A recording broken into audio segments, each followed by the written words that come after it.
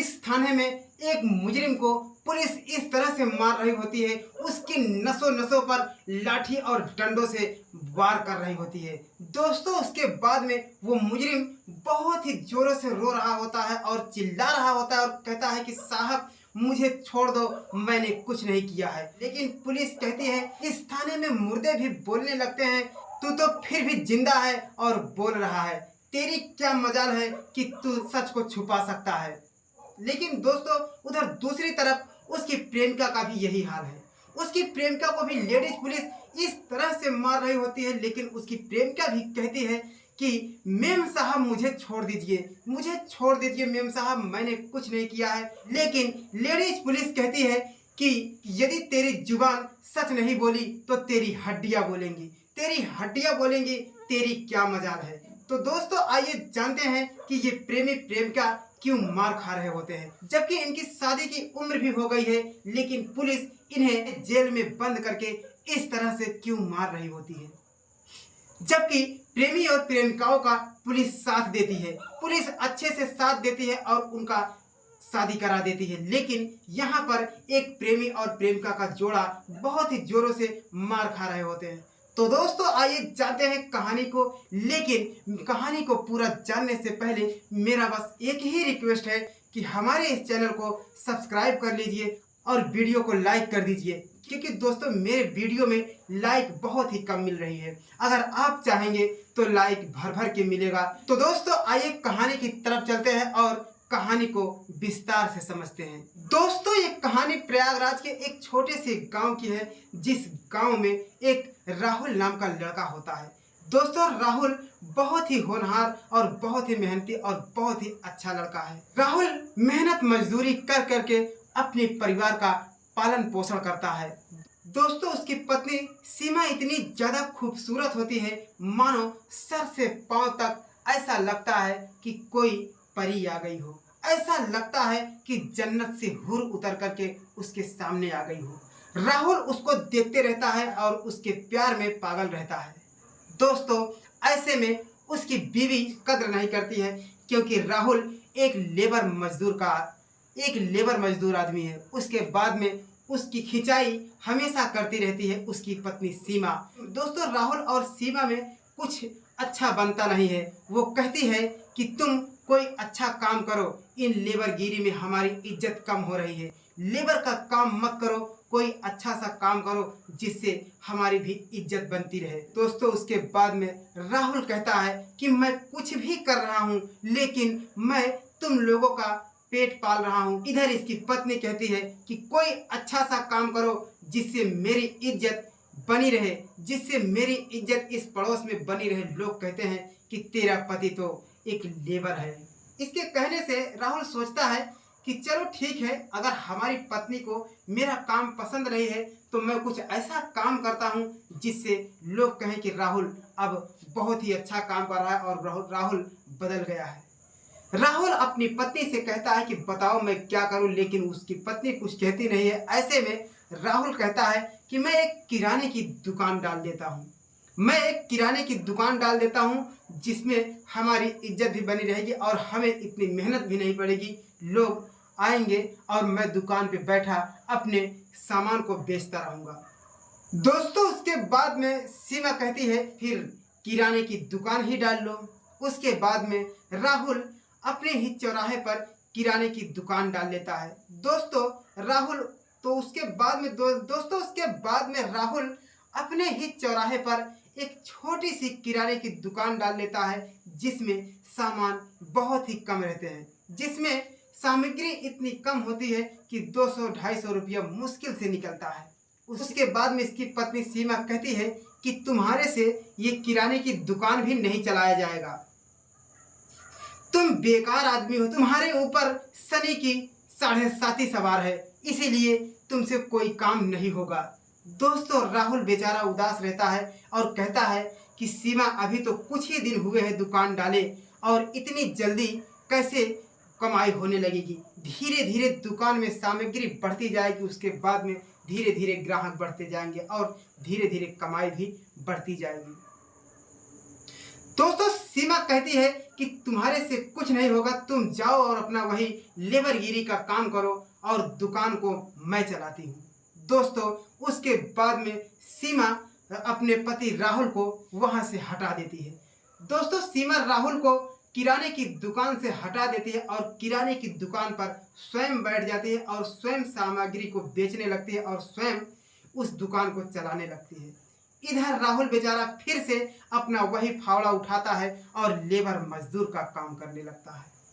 दोस्तों ऐसे ही कुछ दिन तक चलता रहा। उसके बाद में राहुल की पत्नी सीमा कहती है कि देखा, मैं जब से किराने की दुकान पे बैठी हूँ, बिक्री दुगनी रफ्तार से हो रही है। लोग बहुत ही ज़्यादा सामान हमारे ही दुकान पे खरीद रहे हैं। बड़ी सी बड़ी दुकानें बंद होती जा रही हैं। राहुल ये सुन करके बहुत ही खुश होता है और कहता है कि क्या बात है, यदि तुम चलाओ दुकान या मैं चलाऊं, क्या फर्क पड़ता है, पैसे आने चाहिए और दुकान चलनी चाहिए। दोस्तों ऐसे में सीमा की दुकान पर सामग्री तो बहुत ही कम होती है, लेकिन कस्टमर की भीड़ बहुत ही ज़्यादा होती है, क्योंकि सीमा थी ही ऐसी कि इसकी खूबसूरती के लोग कायल हो जाते हैं। लोग छोटा सा भी सामान खरीदने का होता है तो वो सीमा की दुकान पर जाते हैं। दोस्तों बगल की दुकानों पर कोई बोहनी भी नहीं होती है और बेचारे टुकुर टुकुर ताक रहे होते हैं कि कोई एक कस्टमर आ जाए तो हमारी भी कुछ बोहनी हो जाए। लेकिन दोस्तों सीमा की दुकान पर भारी भरकम भीड़ मची होती है। ऐसे ही कुछ दिनों में सीमा की छोटी सी दुकान नहीं, बहुत ही बड़ी होलसेलर की दुकान हो जाती है। दोस्तों उसी कस्टमर के बीच में एक रितेश नाम का लड़का, जो कि बहुत ही हैंडसम लड़का होता है और बहुत ही खूबसूरत रहता है। दोस्तों उसका हर डेली उसके दुकान पर आना जाना रहता है। दोस्तों उसका सीमा के दुकान पर हर रोज आना जाना रहता है। हर रोज आते आते वो इतना ज़्यादा आने लगता है उसकी दुकान पर, सुबह शाम दोपहर वो हमेशा सीमा की ही दुकान पर आता रहता है और कुछ ना कुछ खरीदते रहता है। दोस्तों ऐसे में वो सीमा को इतने पैसे देने लगता है कि सीमा भी बहुत खुश हो जाती है और सीमा अपनी दुकान को और भी ज़्यादा बढ़ाने लगती है। दोस्तों ऐसे में रितेश की गंदी नज़र सीमा पर पड़ने लगती है। धीरे धीरे सीमा भी उससे बात करने लगती है और रितेश उसकी तरफ देखने लगता है और रितेश बस उसी की तरफ देखते रहता है। एक दिन रितेश कुछ सामान लेने के बहाने आता है दुकान पर और सीमा के हाथ पकड़ लेता है। दोस्तों सीमा का हाथ पकड़ लेता है, लेकिन सीमा भी मुस्कुरा देती है तो इसको एक और अच्छा स्केल मिल जाता है। ऐसे में सीमा मुस्कान दे देती है और रितेश उसकी मुस्कान से घायल हो जाता है। दोस्तों अब रितेश और सीमा एक दूसरे से प्यार करने लगे होते हैं, लेकिन बेचारा राहुल, उसे क्या पता है कि मेरी पत्नी मेरी पीठ पीछे क्या कर रही है, क्योंकि बेचारा वो घर से काफ़ी दूर जाकर के लेबर मजदूरी का काम कर रहा होता है।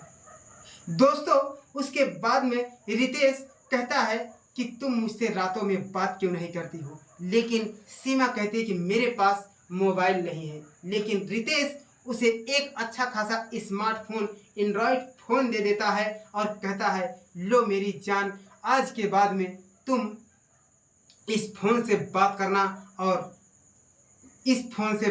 और बहुत ही मज़ा आएगा। दोस्तों उसके बाद में सीमा घर पर जाती है। उधर राहुल थका हारा मजदूरी करके जब आता है तो कहता है कि सीमा, तुम्हारे हाथ में स्मार्टफोन कैसे आ गए। वो कहती है कि अपने ही दुकान पर कोई कस्टमर इस मोबाइल को भूल गया था और अभी तक वो कस्टमर मोबाइल लेने आया नहीं और ये मोबाइल मैंने अपने पास रख लिया है। राहुल कहता है कि चलिए कोई बात नहीं, अगर यदि ऐसा है तो वो जिसकी मोबाइल है, अगर कभी भी वो आएगा तो उसकी मोबाइल को वापस कर देना। दोस्तों ऐसे में जब राहुल नहीं होता है तो सीमा उस मोबाइल से बात करने लगती है।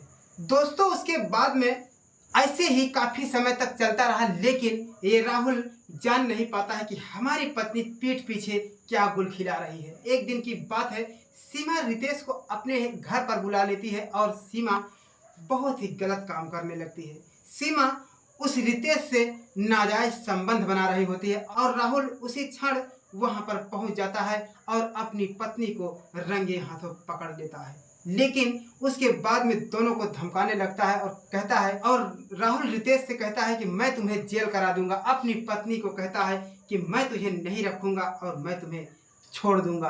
दोस्तों उसके बाद में राहुल दोनों को धमकाता है कि शायद ये दोनों सुधर जाए। तो उसके बाद में ये दोनों फिर भी नहीं सुधरते हैं। ऐसे में दोनों का नाजायज संबंध चलता रहता है। एक दिन राहुल और ही ज़्यादा गुस्सा हो जाता है और कहता है कि मैं तुम लोगों को थाने में बंद करवा दूंगा और मैं तुम लोगों को हमेशा के लिए जेल करा दूंगा। दोस्तों उसके बाद में ये सुनकर रितेश और सीमा डर जाते हैं, लेकिन राहुल ये सब कह करके चला जाता है और वो अपनी मजदूरी करने लगता है और बहुत ही टेंशन में हो जाता है कि हमारी पत्नी मेरे पीठ पीछे ऐसा काम कर रही है। दोस्तों रितेश और सीमा एक प्लान बनाते हैं। रितेश कहता है कि तुम्हें तुम्हारा पति पसंद है, लेकिन ये सीमा कहती है कि क्या रितेश तुम भी कैसी बात करते हो, इस गंवार से मेरा पाला पड़ गया है, मैं बहुत ही ज़्यादा चिंतित हूँ। ये गंवार, ये अनाड़ी एक लेबर मजदूर का काम करता है और इसके काम से मुझे बहुत ही शर्म आती है। और एक तुम हो बहुत ही खूबसूरत, बहुत ही अच्छा टैलेंटेड, बोलने में पढ़ाई लिखाई बहुत ही अच्छी है और लोगों में कैसे तुम रहते हो, तुम्हारा हुलिया किस तरह से रहता है, लेकिन एक उसका हुलिया है, मुझे देख करके घिन छुटता है। उसके बाद में रितेश कहता है कि फिर तुम हमारे साथ रहने के लिए तैयार हो। वो कहती है कि हाँ मैं तुम्हारे साथ रहने के लिए तैयार हूँ। उसके बाद में लेकिन ये राहुल का क्या करें। रितेश कहता है राहुल को एक अच्छा सा मौका देख करके इसे जान से मार देते हैं। दोस्तों राहुल जब मजदूरी करके शाम को आता है तो अपनी सीमा को ढूंढने लगता है और सीमा छिप करके एक जगह पर रहती है अपने प्रेमी रितेश के साथ में। दोनों पीछे से उस राहुल को वार कर देते हैं और राहुल के सर पे वार करने के बाद में राहुल वहीं पर मर जाता है। रितेश और सीमा राहुल को ले जा करके एक जंगल में लिटा देते हैं। वहां पर लिटा करके उसे छोड़ करके भाग आते हैं और दोनों अपनी अपनी रातें रंगीन कर रहे होते हैं। ऐसे में जब सुबह कोई शख्स वहां जंगल में जाता है, शोर हो जाता है कि राहुल का खून कर दिया गया है। ऐसे में पुलिस आती है और ढूंढने लगती है।